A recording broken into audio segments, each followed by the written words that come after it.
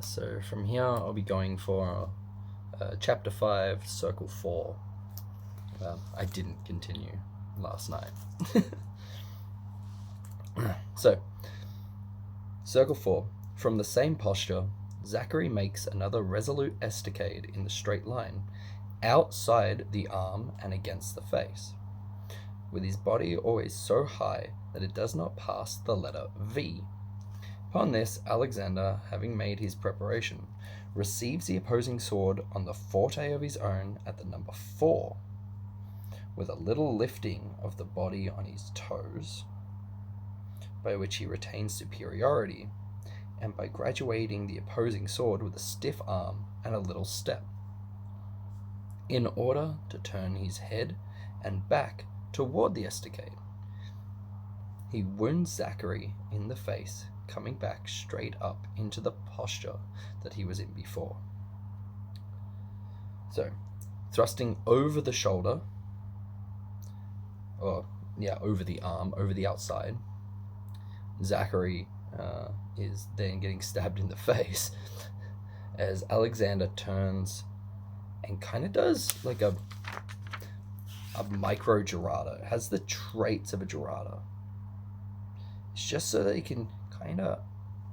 It has nothing to do with... It has nothing to do with dodging that he's going backwards. It has to do with setting up the targets that if I'm too square on and I go to cover that, if we end up strong on strong, it's too easy for them to still have a weak forte and put it into my face. A weak foible, and still put it in my face. But as I turn round, it just gets a bit harder for them to get through that interaction. Notes that I've made is... So note that I've made here while looking at the original. I've circled both the hilts, and it's just not on Alexander's blade, it's on the guard. It's really important because that space away from the blade helps displace it further.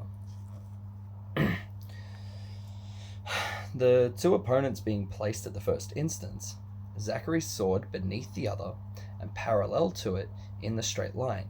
He begins straight away to make a feint with a stiff arm at his opponent inside the arm, lifting and advancing the right foot some little distance. Then, continuing the same advancement of the foot together with the body, he passes his sword back under the opponent's guard and makes a resolute estacade straight against Alexander's face on the outside the arm. Putting his right foot on the ground at the letter V, with the arm extended and the body high, letting the left foot follow behind as far as needed in order to hold himself perpendicular at all times. Alexander, perceiving again that the feint does not pass his quillions, which is really important for this drill and this experience, waits without moving until the adversary cuts under the blade with some notable approach of the body. Then he prepares himself to receive it by making his body lively and raising his right foot, and wielding the sword according to our previous instructions. Let's just have a look at this. So he does lift his right foot, and if you look at the circle itself, he does end up traversing some space. So I'm under the assumption that he's lifting it in a way that the toes are coming off the ground, opposed to just digging the toes in, bringing the heel off. Maybe. Where was I even up to?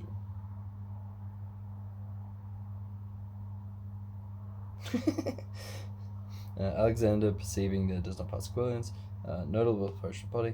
Then he prepares himself to receive it by making his body lively, raising his right foot, and wielding the sword according to our previous instructions. At the instant that the opposing blade reaches the vicinity of the elbow, he receives it on his guard at number 4. Nor is it enough for him to hold himself straight unless he adds a little upward lift of the body, raising himself a little further on the toes of his left foot, while at the same time turning his head and back towards the enemy's point.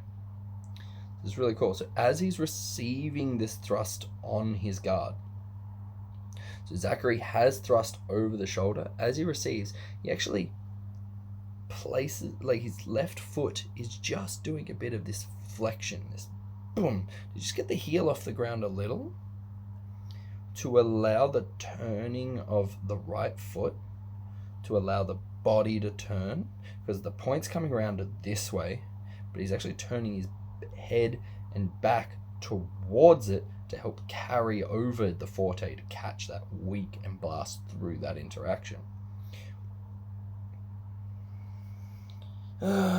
Raising himself a little further on the toes of his left foot, while at the same time turning his head to look and back towards the enemy's point. He then graduates Zachary's sword by stiffening his arm so that with a little step, putting the right foot a little to the side near the letter E, he forces it to leave the straight line and wounds Zachary in the face, letting his left foot follow behind a little circularly, until he comes into profile in the natural situation of the first instance inside the perpendiculars. Now, I have already marked that that is the bulk of it. That's the bulk of this plate. Then he's got a bunch of notes.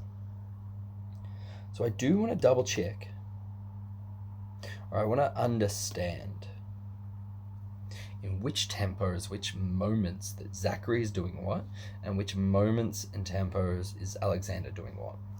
So let's break through this quickly. He feints with a stiff arm at the opponent inside the arm, lifting and advancing the right foot some distance, then, continuing the same advancement of the foot together with the body, he passes the sword back under his opponent's guard and makes a resolute estacade straight against Alexander's face outside the arm, and putting his right foot, I love that, I highlighted everything besides right foot on the ground at the letter V, with the arm extended and the body high. So if we have a look at where's his sword? So he's got his foot at the letter V, and he's got the distance there. So if we take that at face value, which you kind of should, what he's done is during his lift of the right foot, he has begun his feint but not gone deep. He's begun the feint at first instance and not let the point go past the quillions. Then his right foot traveling through space, he begins this Cavazioni-like action, going around the hilt and underneath the hilt to end up on the inside. To end up on the outside. He starts on the inside, ends up on the outside. And then he does the bulk of his thrust during the mid-flight / falling phase, then allowing his left foot to drag. I believe, let's keep reading. Alexander, perceiving that the feint does not pass his quillions, waits without moving until his adversary cuts under the blade with some notable approach to the body. So, it's as he cuts under that he notices that Zachary's coming forwards, and that's going to be his mid-flight / falling. At that instant, the opposing blade reaches the vicinity of the elbow. He receives it on his guard at the number 4. Nor is it enough for him to hold himself straight, unless he adds a little upward of the body.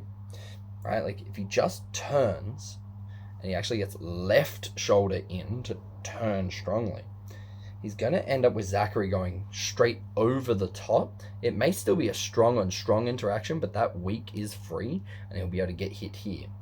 So he needs to actually turn this way to keep the targets, keep Zachary's targets from being towards the weaker end of the sword. We actually want them to be behind the hilt for this kind of interaction, so that it is a lot harder for him to squirrel around and be a bit of a fuckhead. What's cool about this is that if you're timing your lifting action to the moment of his fall, it's not going to be until Zachary's rear leg drag that he can begin a funny yield or a funny reaction like a clown. And this is where you'll feel the chance of doubles to occur. It's a bit annoying, but as long as you're aware that the rear foot drag is when things can get squirrely and get fucky, then you hit, land, feel the rear foot moving and them being lively again, and then deal with them. If your game allows for slightly elongated afterblows or single tempo afterblows or 1 second afterblows or whatever the fuck, right? He has a little upward lift of the body, raising himself further. At the same time, turning his head. Putting the right foot a little to the side near the letter E, he forces it to leave the straight line and wounds Zachary in the face, letting his foot follow behind. That moment of wound Zachary in the face, landing that right foot, you're probably going to land the right foot either in the same moment that their rear foot can drag, or you'll land it first, their rear foot will start dragging, your rear foot drag can also be used to power your defensive action after that thrust if you need to. Those who hold with the common way of swordsmanship will be greatly astonished by such a precept. For bringing the head and back towards the adversary's point, while he's in the process of making an estacade, will seem to them to be a temerity that defies nature herself, who always seeks to conserve herself against an opponent's attacks. Cool. I'm just going to dot point there, as that chunk is mostly useless. No, it's not useless. But it will mean that I remember to go back to where I'm going to. This interaction of having the Thibault grip and then covering the outside and stepping in is really important. If you have a traditional, more Italian grip, or that closed key grip that people do, like this or like this, and you could really side sword your way through life, boom, boom, boom, boom. And you can be real fucking, oh yeah, I can fucking false edge real harsh and boom, boom, boom, boom, boom, boom. Right, like all those things, like power to you. I think you're blatantly fucking wrong, but power to you.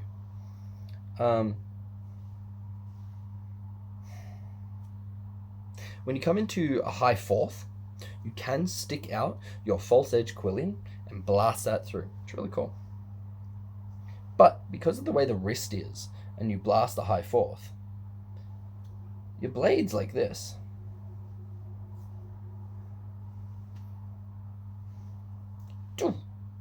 So you've actually got this space here between handle and wrist. When you're in that Thibault grip, same interaction,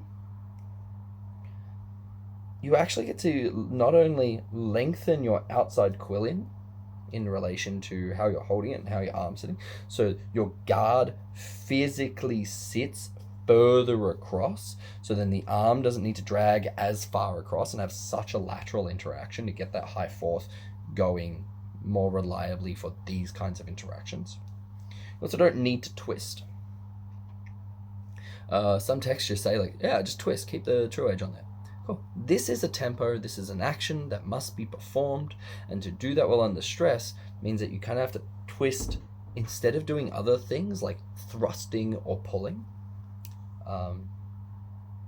So then you get to have an action in between the actions that you're meant to be doing to save yourself or to win. The fact that you can just take that out is miraculous.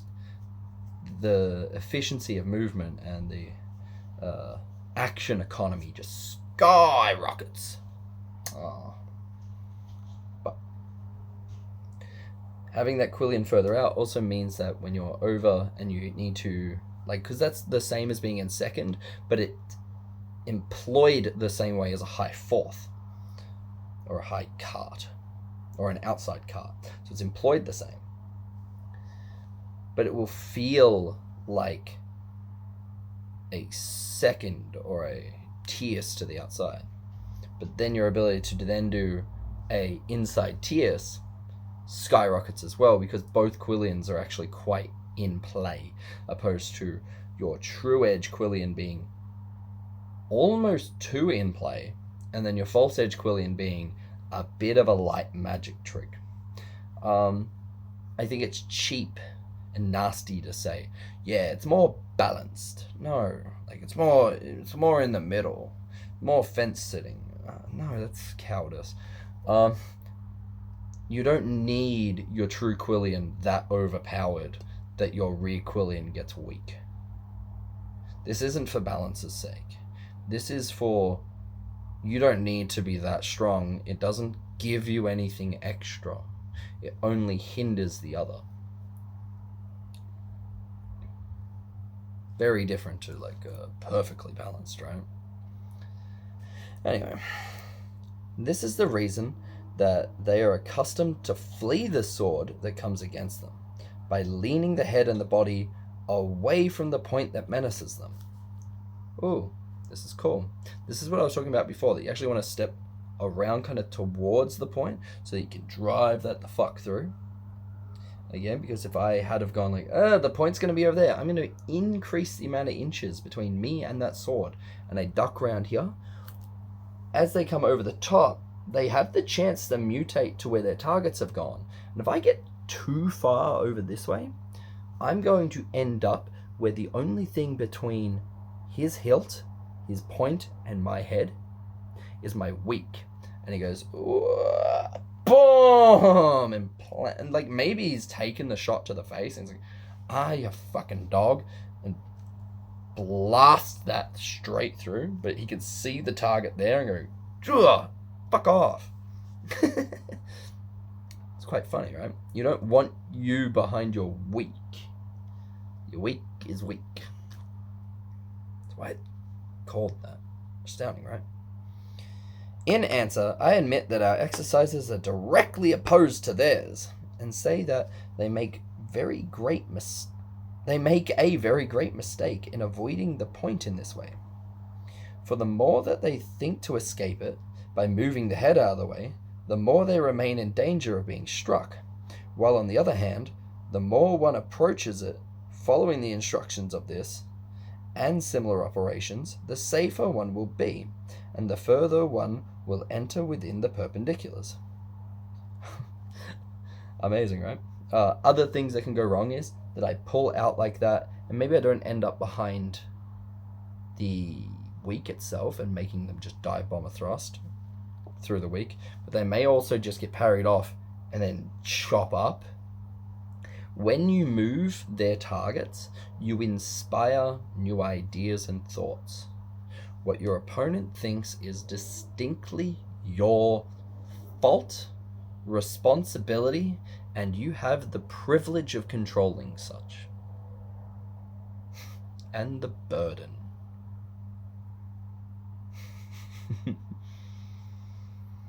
So if you start moving their target around, they start chasing the target in weird ways. And you're like, oh, why did you do that? Well, that's because you were moving like a jackass. That's why they did it. Everyone fencing you is always a genius at trying to solve the puzzle, and sometimes they fuck it up. If the answer to the puzzle halfway is, well, if I eat that thrust and smack you in the teeth, well, you gave them a puzzle that seemed like an elegant answer. Miraculous. For if Alexander should try to evade the opponent's point by drawing back his head, I ask you, what prevents the opposing sword, or the opponent's sword, which is at liberty, from changing its direction and pursuing its advantage in some other way? It is therefore better to counter the attack with superiority than to wait for it, coming and going at one's post with the risk of receiving the attack there, and better to break the attack than to leave it at liberty. We conclude, therefore, that art and assurance are on the side of those who know how to master the attempts of their adversaries, while danger and dread are with those who fear the approach of a point as though it were invincible. What a rousing fucking speech he has there, hey? I got nothing to add to that. Actually, yes, I do. I'm sorry. If the swords you use are too stiff, and if the swords getting stabbed at you are too stiff, your fear of fucking up and skirting the line and being a bit of a fucking tightrope walking nightmare increases. This is to your detriment.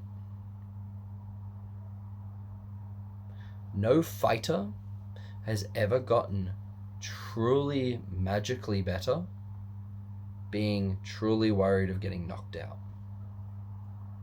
No fighter has ever gotten truly better from having people in their training injure them.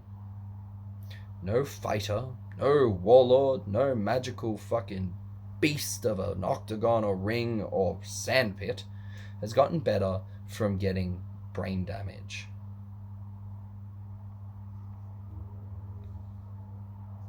So, if you're scared of getting thrusted, look at the equipment. If there's not enough flex in it, and it keeps hurting you, and it keeps giving you headaches, or bruises you, and you get fucking ugh, your ability to be comfortable skirting the line and doing some really cool stuff and becoming kind of spooky plummets. I have worked with actual fighters who go in the ring. I have been one of them. This isn't coming from a place of make-believe. Alexander pursues and executes his estacade, augmenting and completing it by raising and advancing his right foot, together with the body, arm, and sword, and finally putting his foot down on the diameter beyond the letter H, with the weight of his body. With the weight of his body is on the bent forward knee. No, yeah, that's a terrible sentence. With his weight on the weight of his body on the bent forward knee. I'm just gonna black out that is. Putting his foot down on the diameter beyond the letter H with the weight of his body on the bent forward knee. Cool. Meanwhile, he graduates the opposing blade with a straight arm until the guards come together with such violence that the enemy is forced to bend his arm, letting his point go up to an obtuse angle as he takes Alexander's sword through the head.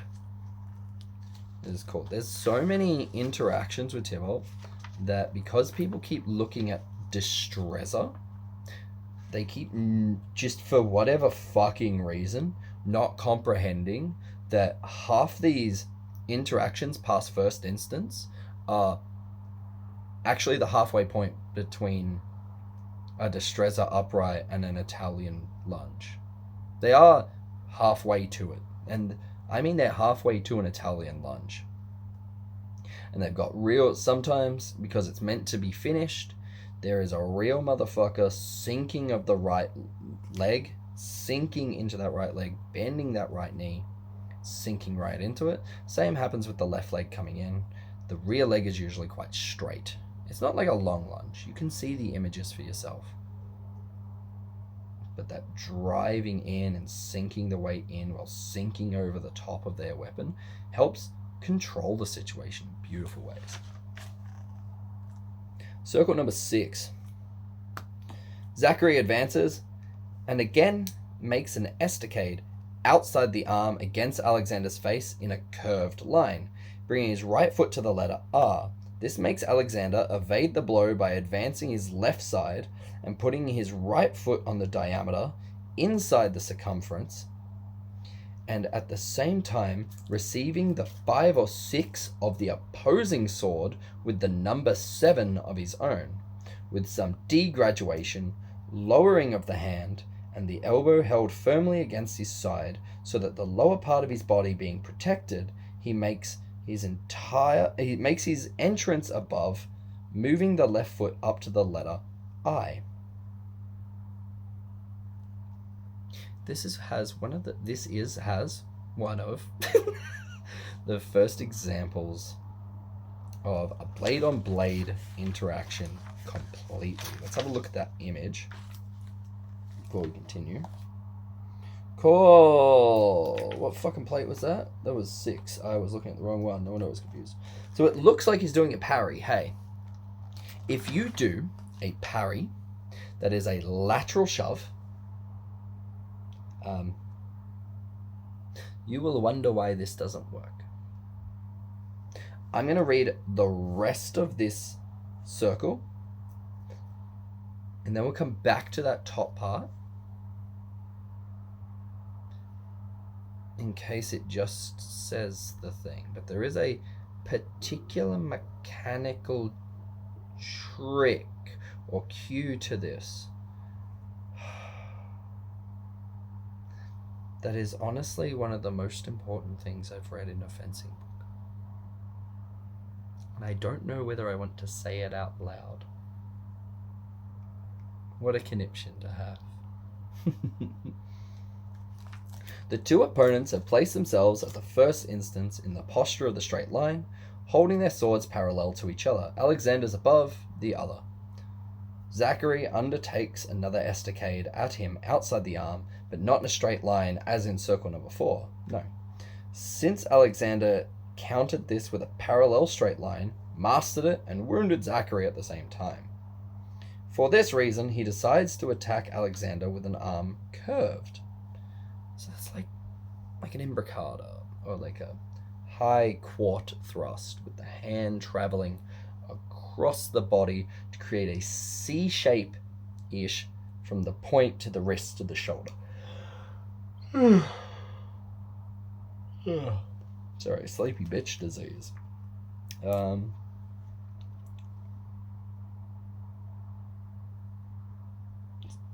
just trying to make sure I read it from where it was. For this reason, he decides to attack Alexander with the arm curved in the following manner. He moves forward, first of all, with a feint of the second kind inside the arm, bringing the foot and the body together with the extended arm so far forward that his point reaches the vicinity of the opponent's wrist. Then, continuing the same advancement, he passes his sword under Alexander's and makes an estacade outside the arm with the full force at his opponent's face in a curved line, putting the right foot on the diameter at the letter R. So the diameter is that perfect line that is initially created between the ball of Alexander's and the ball of Zachary's foot when they're both at first instance. So he's stepping directly towards Alexander's foot.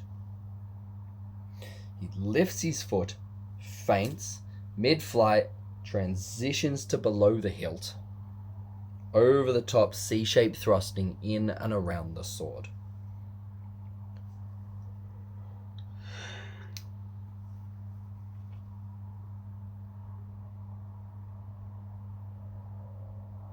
Shifting his weight forward onto the knee of the right leg and letting the left foot follow proportionally behind up to the letter X. Alexander readies himself first against the feint, rousing and extending his body while raising his right foot, extending his arm and sword, point raised up on the side of the feint, as has been shown above. See, this is really fucking cool. It just says raising his right foot. This is a feint of the second kind. Now, if we look at...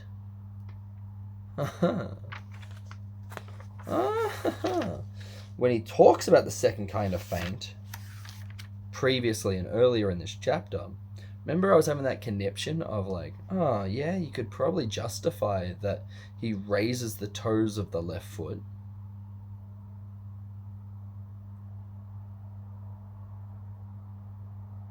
But maybe it's lifting the right foot.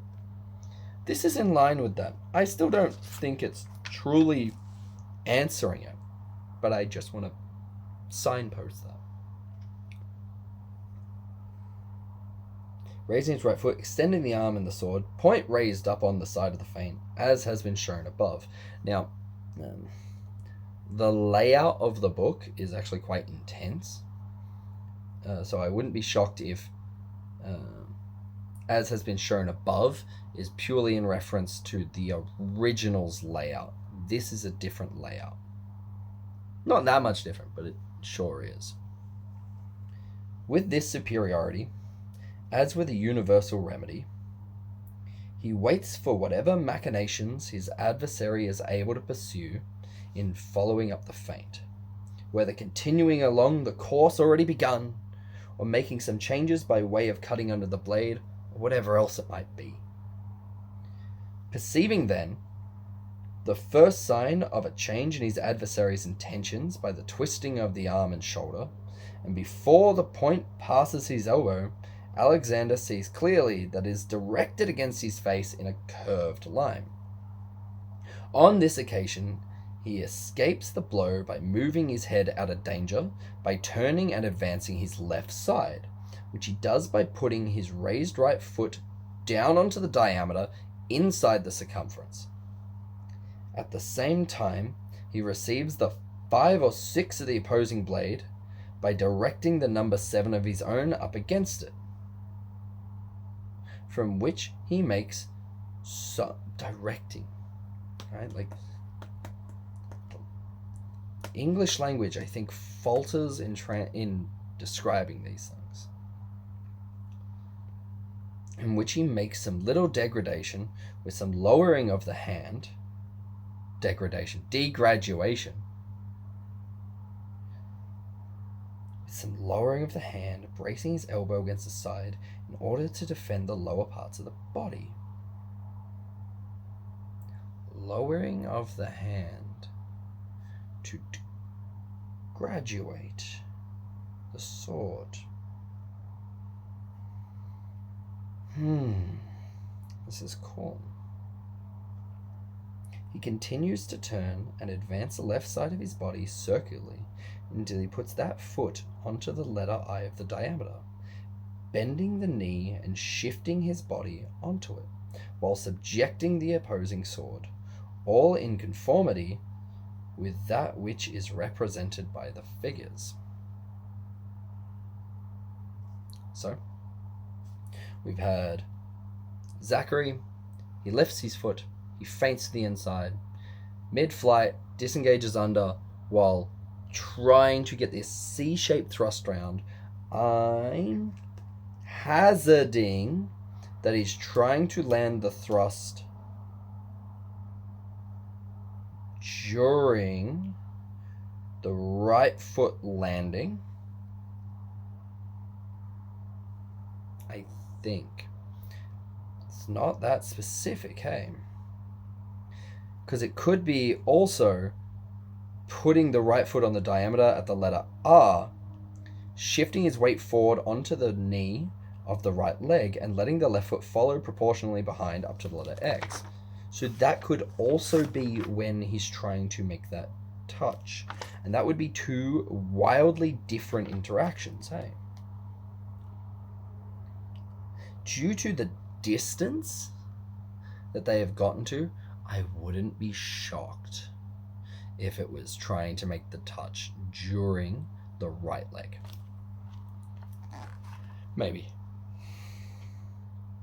So, Alexander is trying to ignore that initial feint and try not to get too fucked by it. It is getting to the second kind where it just gets about the wrist. So he is turning probably a little. Then his right foot's already lifted, so he steps the right foot in, pulling the arm back, placing the elbow against the body. This is really neat. Degraduating the sword, so he is pulling his strong from the point of contact to a little bit further back as he pulls in, bomb, and he's putting his left shoulder in. All of this is so that there's no lateral pressure, there's no external rotation of the arm. It actually becomes the same pressure as like a tricep-centric push-up, but there's no strength to it. Because you've got your elbow braced against your hip socket, you don't need to be strong. Oh, but that means you can be stronger. No, you fucking idiot. There's no need. You will be strong enough. Fucking moron. He speaks about this bracing against the elbow later on, where he brings up that, bracing against the elbow is really cool Because if you brace in like this circle, which turns up, I think, in chapter 27, if they suddenly leave, this happens a lot of the time. This is a tempo you can abuse people for. If there is pressure in the blades and you suddenly leave, they will go, huh, and fall into this void you've just created. A Muay Thai thing that was one of my favorite things because it was such magic to me. When in a clinch, if you can't get your hand to snake up the middle to get a single collar and then go to a double collar, as their elbows are in the way, you can pressure the outside of the elbow and then allow the slipping off their elbow. So while you're pushing here, they start bracing against it, right? This happens, and you squish the position and they try and fix it. During that, if you slide off, it creates this space. That's because the Golgi tendon organ and the muscle spindles. I'll explain it another time. As you end up in this space, all of a sudden their elbow is no longer there and you can creep up and get the single collar. That's exactly what we're doing here. No, that's exactly what we're inhibiting here. So if there's lateral pressure from their blade, that means that your left shoulder isn't in enough. It means that your feet aren't rotated enough towards the blade. This is important. It means that if they suddenly left that interaction to stab your left hip, if you fell into this space of them leaving, you're never going to defend your left hip. You're just going to go, fuck, ah! It's already hit before you go, fuck. But if you're like super weary about it, you're like, you're going to be a bit static and left, right, left, right, left, right, left, right, left, right, left, right. And then you're going to have no ability to begin to extend and thrust back in when the tempo arises.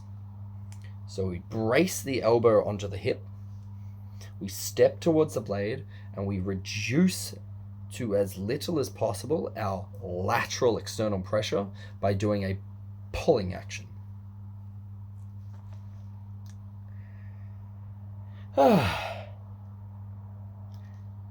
Also, our sword travels down a little to help make the strong of the sword mostly occupy in that tempo all the space between the hip socket and as high as your weak initiates. So if you got like a 42-inch blade, you're looking at 21 inches of cool. They have to travel through your forte. And that means that they have to travel a deranged, like longer than 21 inches, right? Because they need to leave your blade or they're going to travel along it, which will just tell you what the fuck's going on. So if they try and go faster by fucking with what senses you are perceiving the interaction with, so it's no longer touch but sight and assumption, prediction, then they're going to take probably a longer, more circular path back towards your weak, which gives you time to go, you're a dickhead, and then we're fencing, right? He continues to turn to advance the left side of the body circularly until he puts his foot onto the letter I of the diameter, bending the knee and shifting his body while subjecting the opposing sword, all in conformity from which is presented by the figures. So this is a form of subjection. And let's have a look at how. Cool, so he's got his left foot in, and his left foot is braced. He's at pretty much second or third instance-esque distance. And then all the play in the world comes off that. What a great position to end up in. You aren't going to twitch, and you aren't going to fuck around if they suddenly leave. You can brace through all their single tempo actions, so everything they're going to do has to be 2 tempos from that moment onwards, which gives you time. And I think the only thing that's kind of viable is if they suddenly leave to cut your leg in a like absolutely delusional way, and you chop them in the head or you thrust them in the face for doing such a fucking ostentatious bullshit thing. If you're a bit behind, but if you're really front leg weighted, you can just feel how they're leaving, because when someone leaves your blade, if we crossed over like this, if I leave to go up high, you can feel how I left. If I leave to go low, you can feel how I left. If you try and feint that, so you leave low, go high, it does this path, which takes just as long as if you did this, in relation for like me processing.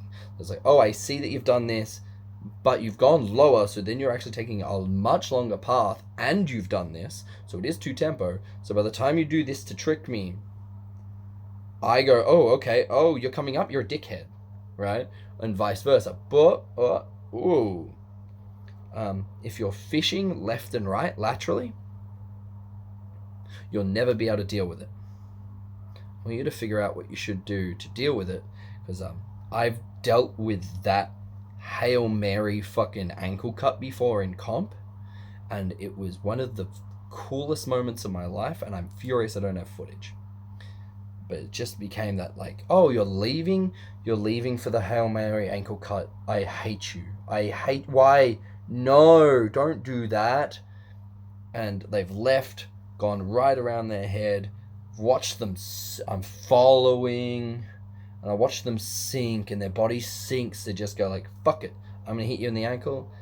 And I pull down, and I caught the ankle cut on my fucking guard, hip hinge back up to chop them in the head. All of this I've just spoken about leads to such a hilarious interaction.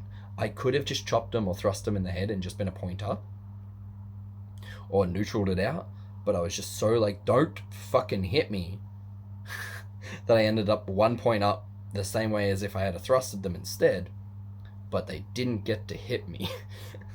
I just refused their fucking dopamine. All of this sets up and lives with that. Cool. We're going to now look at circle number 7.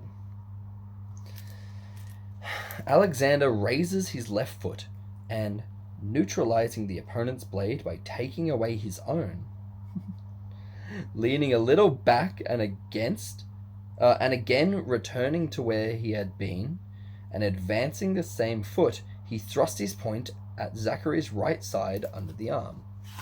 Let's have a look at that picture. So we're looking at circle 7. It's in the middle on the left.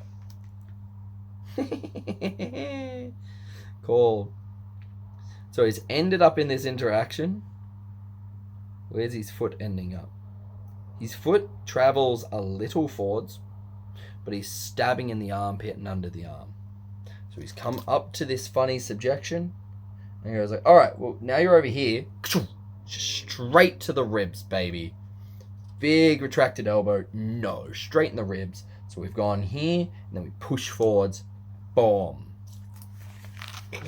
Let's read through that. This circle continues the continuation of the preceding one.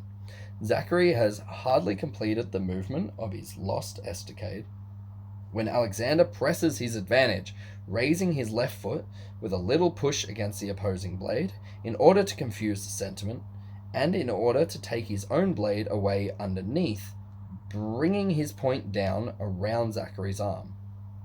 Embracing his right elbow against his side, with the hilt in front, close to his chest, leaning a little back. So, where are we at? Raising the right, so he's got that pressure, his heart kind of somewhat towards the blade, somewhat towards Zachary's blade.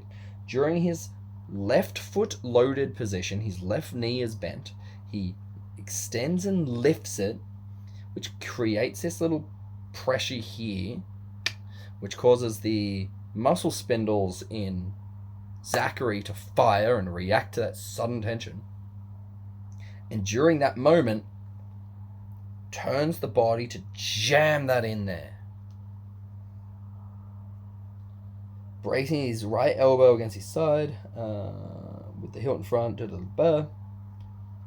but boom!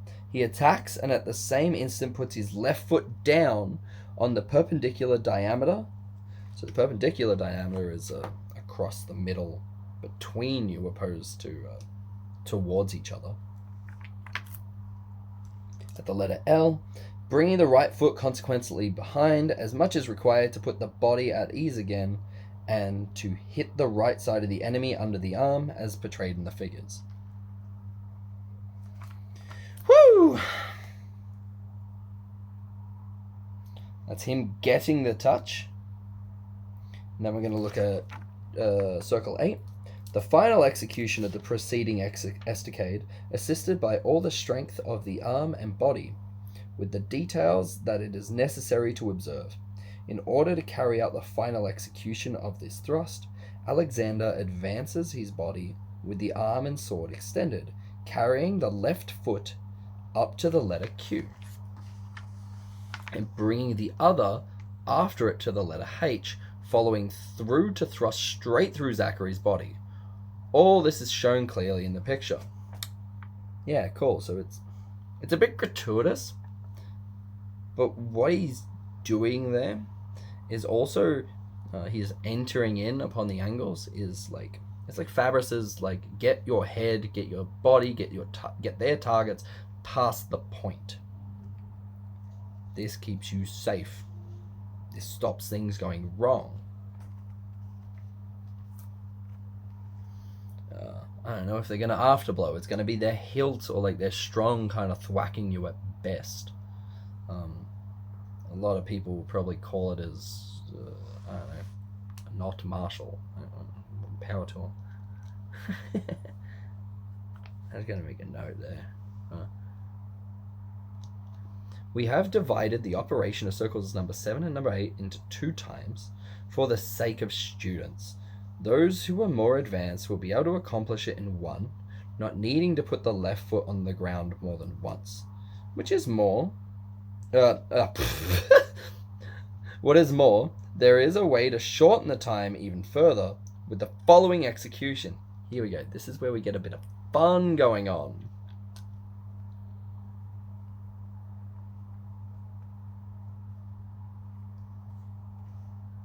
That is, in subjecting the opponent's sword in the manner described in Circle 6, so we've gotten there.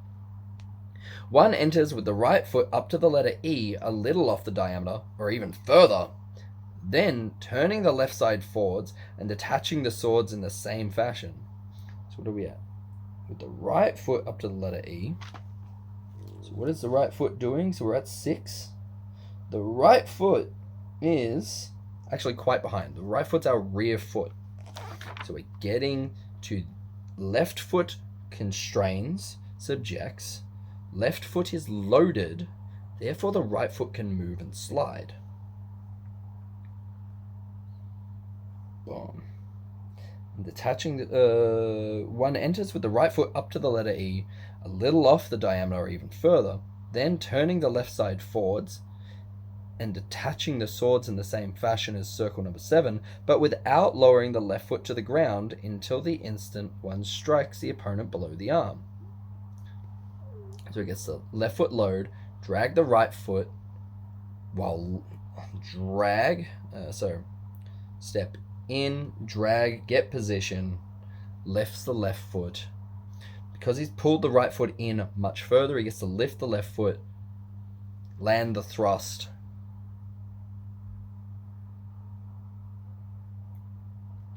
and continues the rest of the execution the same way as before. Note that is presupposed in circle number 6 that Zachary has made his estacade with full resolution, which is the true occasion on which the counter, continuation, and execution of circles 6, 7, and 8 depend.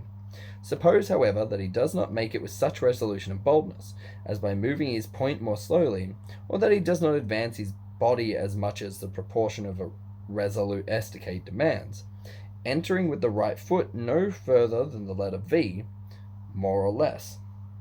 What is the remedy?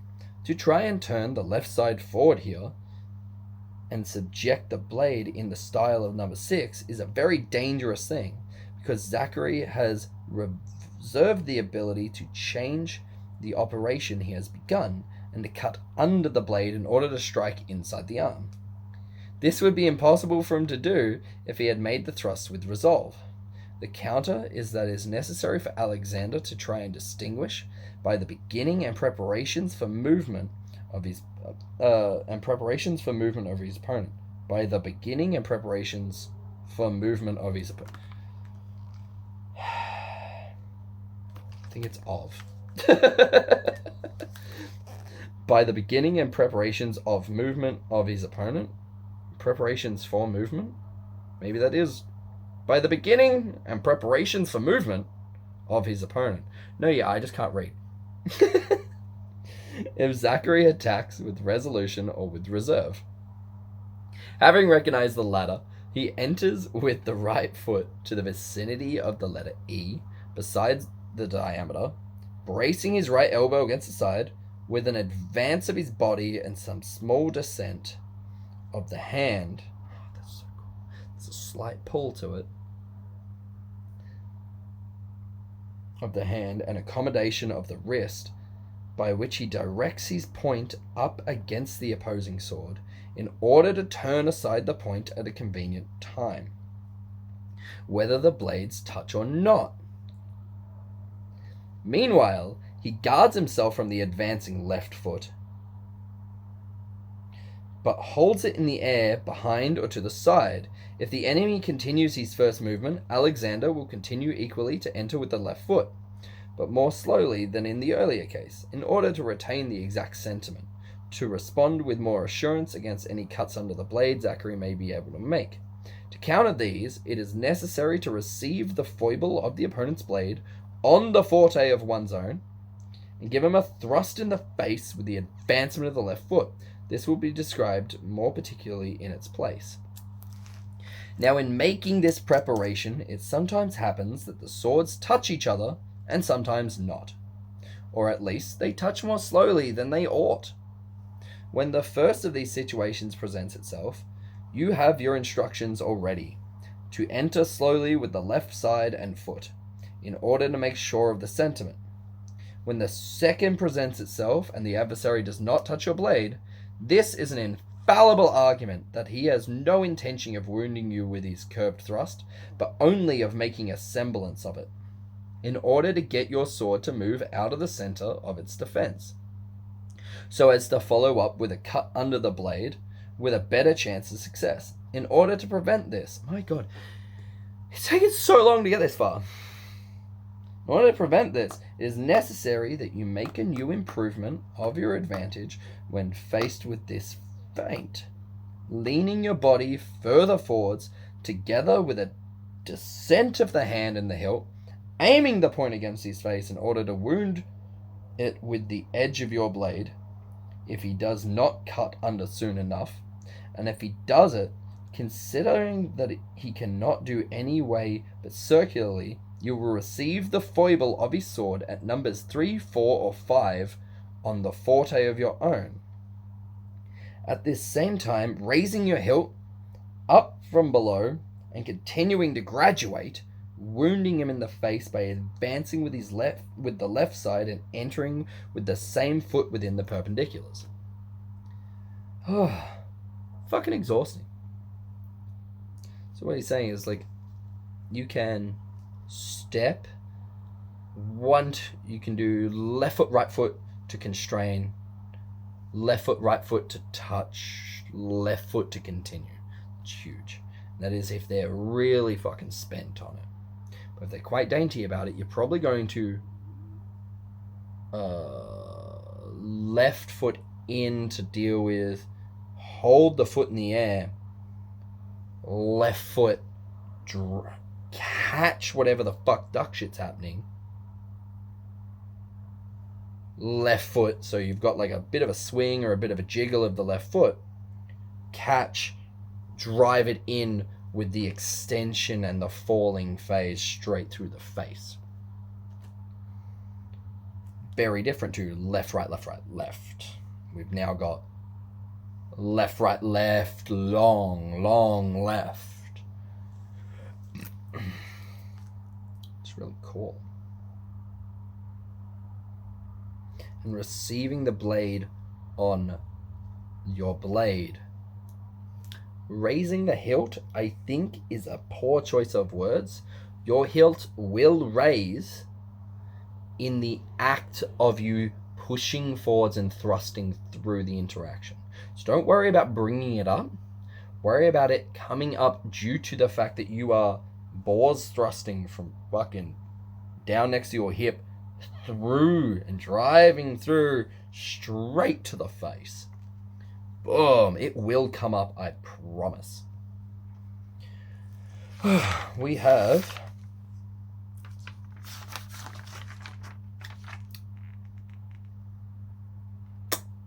I can do circle 9. And then I got 10, 11, 12, 13. We're going to do circle 9 because I've just done a bunch of circles. Alexander, and I'll see how I feel after circle 9 on whether I continue. So, Alexander being placed in the straight line. Zachary comes to attack him with an estacade to the belly, advancing his body with the intention of carrying his right foot up to the letter R. Since Alexander prevents this by turning away his right side, with the right arm extended and advanced, he makes an attack of his own at Zachary's right shoulder. Zachary is held back and constrained to shorten his step to the letter V on the diameter. Let's have a look at that picture. This might be the last circle I do because I'm a little spent.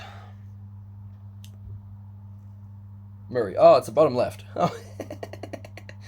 That's so funny. King shit. Alright. Now that the estacades that Zachary can make against Alexander's face outside and inside of the sword have been proposed, it would be good to add similarly those that he can make against Alexander's belly under the weapons.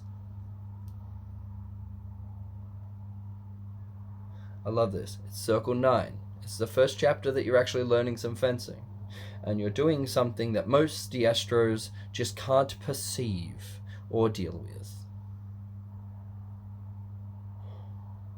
I get depressed every time I stab a Destreza main in the hip while stepping past their point. It is just, well, depressing. Alexander's belly under the weapons. So that by these proofs one is able to worthily judge the excellence of the straight line. God, I hate those moments of like, yeah, the straight line's the fucking sickest, and that's all you should care about, because people just get so caught up on it instead of learning fencing. In which Alexander is once again standing here in circle 9 on the usual line of the quadrangle AC. Zachary comes against him similarly in the straight line, putting his blade parallel to and beneath the other, as is ordinary in our style, or he comes to the first instance with his body curved, according to the old custom. Right? Like, how cool is that? That he's showing the interactions as per Alexander and Zachary, his star students, right? But he still talks about other forms of fencing. Commonly. Often. He talks about older Italian fencing. Often. That's really cool. That's really cool. That's really real. Oh.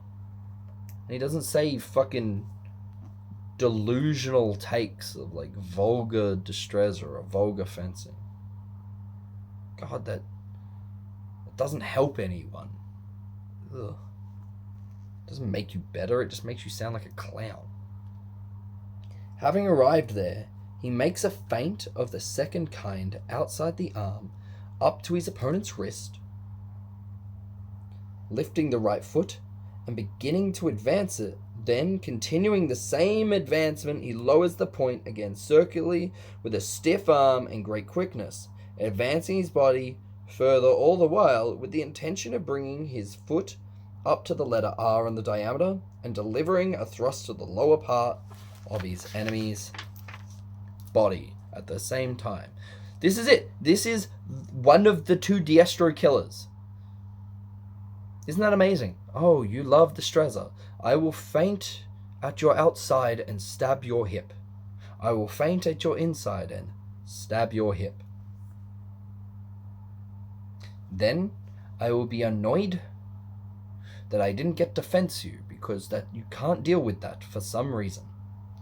And he's teaching you how to deal with that and how important it is to deal with that in the 9th fucking drill. Now, in a lot of other texts, the 9th drill is like too many pages deep and everyone forgets it. And they're like, oh, well, that can't be that fundamental and important because it's in the second half of the book. No, it's because your book's short and shit. Idiot. All right, this is right at the start. You have so much book to go, and he's talking about how to fucking deal with it. Oh. These are the actions and intentions of the assailant. The instructions for the defender are as follows. Alexander first of all makes his preparation against his feint, rousing his body with an elevation of the heel of the right foot.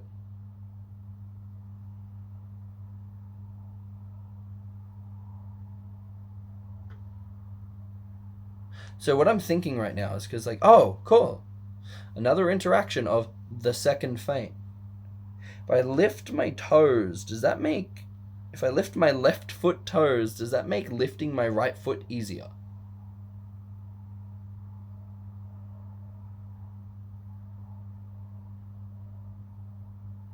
So when you lift your toes, depending on where your foot is, what a fucking little woo-hoo-hoo. This is why it's a commentary, right? I haven't explained it in the last video, but I'll put it here, and I've put it in most videos I've done, but I just want it in this series at least. Base of support is all points of contact with the ground. As long as your center of gravity is in the imaginary magical shape made by all points of contact with the ground, you are in equilibrium. You are balanced. You can move your center of gravity by adjusting that shape, which is cool. This is where, like, a heel lift suddenly means, like, if you've got a foot, I don't know if you have this, but if you have a foot, here is, like, you got 2 feet even, but I need to move this one. All these points of contact connect up and make a shape with this one. If your center of gravity is right near the edge and you suddenly lift the heel, this is your new shape, or at least the start of the shape. And if your center of gravity is here in relation to the other foot, it suddenly needs to move here. It's really cool. It's really neat. Moving the heel moves your entire body. Neat. So my brain blast thought at reading this is like, cool, so I want to lift my right foot so I can do shit, right? Choo. Choo. Does lifting my toes... If I do it with my hands, I'm going to get nowhere. So I just got to, like, use the millions of hours of using my feet methodically to, like, process this. I lift my toes and lift my heel. If I lift the toes of the right foot, the heel comes just off the foot comes off the ground when I pull the heel off the ground. Miraculous, right? Or if I lift the toes and roll to the ball of the foot, it creates a funny little micro turn in my torso, which strengthens my inside line ever so slightly, also extends out my shoulder ever so slightly. This may help with extensions in the future. But if I lift my... What does my body do when I lift my toes? When I lift the toe of my left foot, my left shoulder and my left hip wants to come back ever so slightly. Does that help my lift? I don't know yet. But it's cool to know that lifting the toes of my right foot before I lift my right heel turns me ever so slightly more front on, but it retracts my shoulder ever so slightly, and it causes not just the heel to come off the ground, or it causes like a weird kink in this chain, so my right glute and hip drives backwards ever so slightly as I pull the weight off my toes, because it pulls my center of gravity to have to be in that shape. and it just cuts off a little corner of that shape. If I bring it off my left foot, as it says, and then I go to lift my right foot, I've had like a bit of a swing. My left glute comes backwards, so I turn in. The right foot coming up makes me want to come back to my left heel, not my left foot, and it is a tighter shape. So I've now got like a shape of this where I need my center of gravity in, or I'm going to start falling, opposed to the whole foot shape, right? Does that help with the foot lift? Right now I can't discern, but there's like a whole little rabbit hole of something I want you to think about progressing forwards.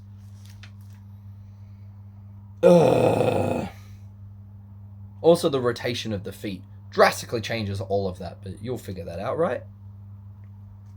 Alexander first makes his preparation against his fame, rousing his body with an elevation of the heel of the right foot, and handling the sword according to which has been said more particularly above. Then, recognizing at the second movement the change made by the adversary in order to wound his belly or the right side of his body. And recognizing also that in order to do this, Zachary must lower his arm and sword far enough that he uncovers his right shoulder. Alexander turns his right side away at the same time, with the toes of both feet forwards, and advances the upper part of his body by leaning with the arm extended so that he attacks Zachary's right shoulder.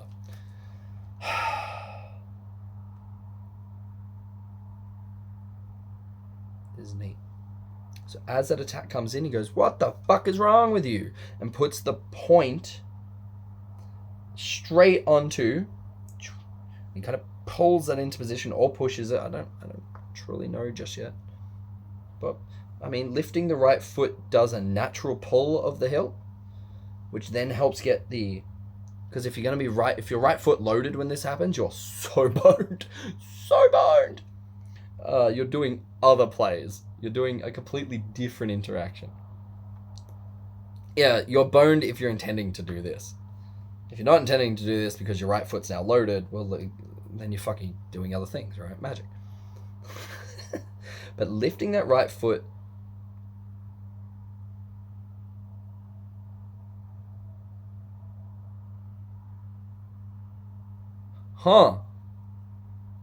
that's funny.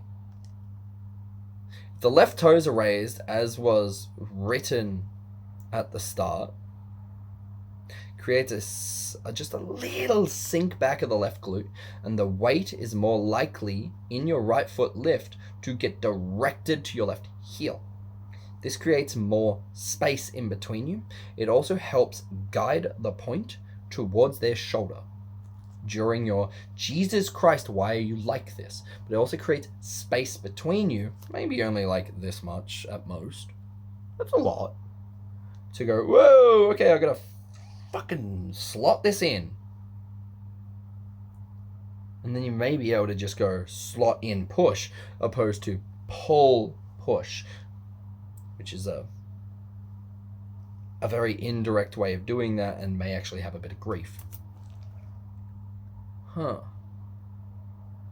Anyway, so that he attacks Zachary's right shoulder, which is the closest point of contact, forestalling him by this counter.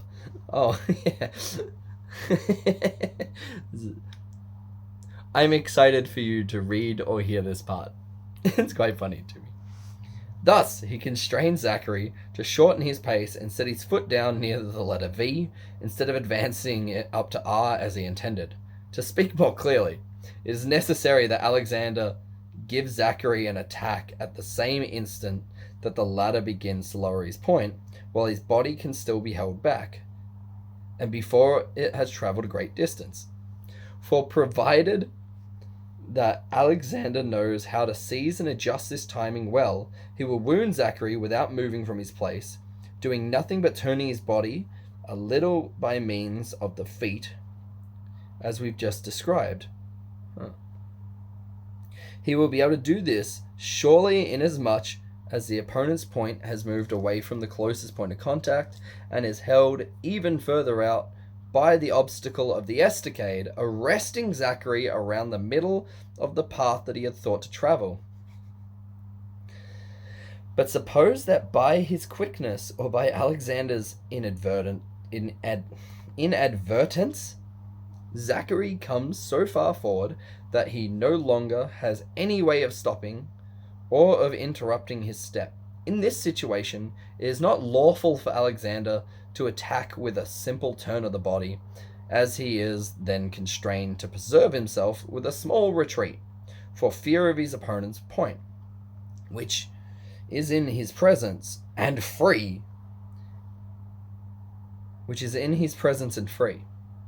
I've also read Fabris. That's so funny.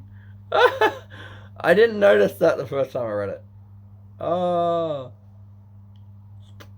And in the process of approaching. That's such a Fabris sentence. That's really funny.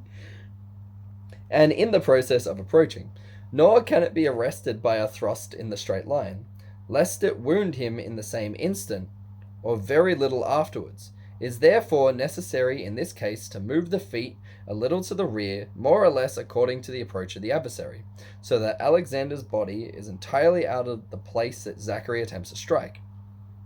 If Zachary attempts to follow even further with his point, he would be forced to make an extreme movement and to unbalance his body, which he would not be able to correct in time.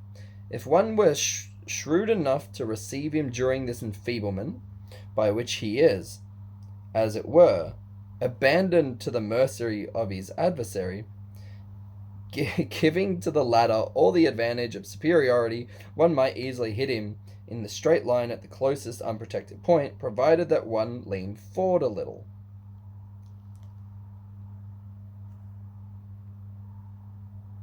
Really mad. I thought that was the spot where he talks about it's later. Okay, it's just here. I'm very smart. It's funny to me. Now, in doing this, these distances are greatly to Alexander's advantage, because he works in the straight line, which is the longest measure, leaning the upper part of his body, while also having retired the lower part, where the adversary has aimed his point. Because the enemy himself is out of the straight line in making an attack downwards at the acute angle, and finally, which is very important, because he works with superiority, and because he overcomes the enemy at the point when the latter no longer has any reserve of force in his defense. In order to put this observation into practice, however, take good care that you do not retire the front foot until it is time, letting him come as much as half of the distance, so that he continues to follow through more furiously with his thrust, in the hope and with every appearance of putting it into execution. This is so cool. This last bit, this chunk here, if I tell you to grab my wrist and you go like, grab my wrist, but like before you've even started, I put it behind me. You're like, oh, okay, you're a jerk. You're not going to go for it. If you go to grab my wrist and I yank it fast back as possible, you're going to give up halfway. But if I hold it just before you've got it, I can lead you down the garden path where you feel like you're moments from victory. That's exactly what he's doing here. Mwah. Creating void, not a mass expanse of void for him to fall into.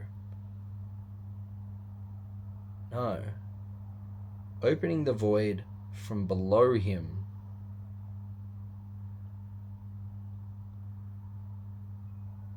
And allowing him to discover the void when it's too late. This will make him go into extremes, which will be dangerous to him. Otherwise, if he realizes in time the change that you make, he will change similarly against you, either by cutting under your blade, or by opposing swords, or by breaking out of measure, so that the retreat that you have made too soon will serve him as a notice for his advantage. There remains yet one more question for the clarification of circle number 9. Namely, If one who gives such an estocade with a sharp point in the chest or shoulder of the adversary, bending the body forward, would not put himself in unavoidable danger of receiving a similar thrust to the belly, because it seems that a sharp point has no way in the world of arresting the opponent's body, but would pass right through it without pause. I give the response in the description of the execution that follows, where it will be evident by itself. Ah, you piece of shit.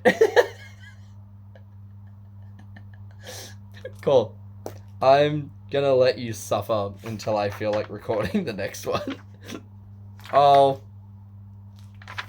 No, I can just do this. I can just do circle 10. I can just do circle 10. This is fine. Before we get into circle number 10, the reason that this is the Diastro killer, and it doesn't even explain this that well, I think. I don't know. It's circle 9's like fucking so many pages.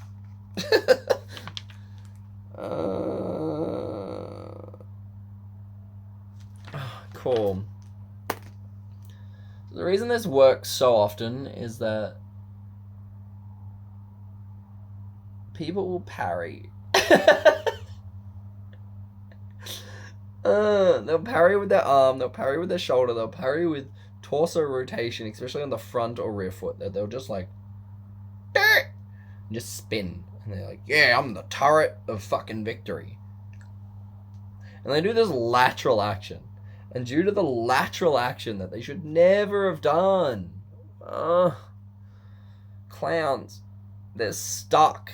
And then they can't get the point in, and you're already past it, and you've already stabbed them in the hip, and then you're depressed at why they can't do the fencing they say they do. But Thibault's explanations of how to deal with those feints, where it's like kind of thrusting through them or reaching through them, which means that you're never going left or right. You're turning quillions, you're lifting in preparation, you're moving your point to cover with superiority, with stringer, with constrainment. Those let you then put the point on. But if you're jacking yourself left and right, I never want to say that again, you're gonna have to unfuck your position. That takes the tempo that they're hitting you to unfuck your position. So you never get to do this counter. I hinted at things in there that you should look out for. If you don't find it, you should get me to do a seminar. Because it's really important to me, but I'm saving a couple of things in this for like seminars because they're broadly fencing related, not just Thibault related.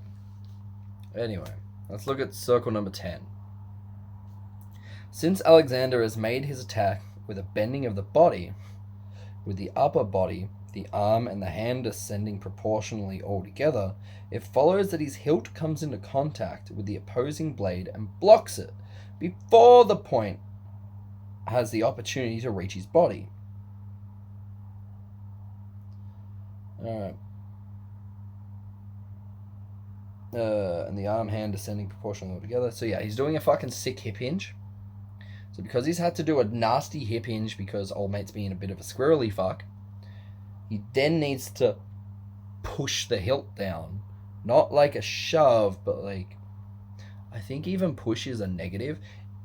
Pulling it enough that the hilt comes down, but it's like a closing of the space. Thinking of the Destreza thing of like, we lift to attack and we drop to defend, will actively fuck you up. Do it for the books that say you should do it. Don't do it for this. Also, don't do it for those books. But, like, whatever. I'm not your stepdad. But you're going to pull that hilt down to help deal with their weak, before the point has the opportunity to reach his body. by the descent of the arm, which accompanies the bending of the upper part of the body, so it is at a hip hinge, it will put the lower blade into subjection, pushing it down further and quicker than it approaches by the continuation of the bending already begun. Right? You can't do this parry if you have gone right or left. You can't. You can't go from left to down diagonal, and you can't go right and down. That's a 2-tempo action. So if you're parrying and going, oh, you're not going to be able to ever do this in time. If you do it slowly and you're kind of playing around, cool, you get to get away with being wrong. I don't know what you get out of that. Pushing it down further and quicker than it approaches, by the continuation of the bending already begun. Additionally, by raising the left foot. Alexander will close with his adversary with the lower part of his left side alone, while the right side, which is the target the opponent's estacade, remains back, and he will put the foot down on the ground near the point I, off the diameter, bending and advancing the upper part of the right side even further, continuing to lower his heel with the arm extended into the opposing sword, graduating it up to the hilt so that Zachary's point nearly comes to touch the ground, and following with the rest to pierce the shoulder and neck of his adversary in such a way that Zachary is left with no defense at all. Now it's understood that he will accomplish the continuation of this execution with the right foot in order to straighten himself up again, and in order to master the enemy even more completely. This is so easy, it seems to us, that it is enough to have given this small notice without representing it in figure. You rat bastard! He didn't say the thing. That's fine. I'm calling it here. We're going to go from circle 11 after I feel like it. Absolute rat bastard. But I'm excited for that chunk to come through. So that is just... Circle 10 is that continuation from where he says that things can get a bit squirrely. Maybe you mistime it. Maybe they are a bit more reserved. Maybe they're really fucking hoping that they're gonna zing you anyway. This will also help with leg cuts. This will also help with leg thrusts. This will only work if you are at lager / first instance to begin with. This will be a nightmare hellhole interaction if you're at second instance or shredder. You can still do it if they do like a delusional cut path that you can track, and they're pretty much putting their sword so far out of presence that their sword was at lager before it came in. Everything should be fine there. It happens a lot. It's amazing.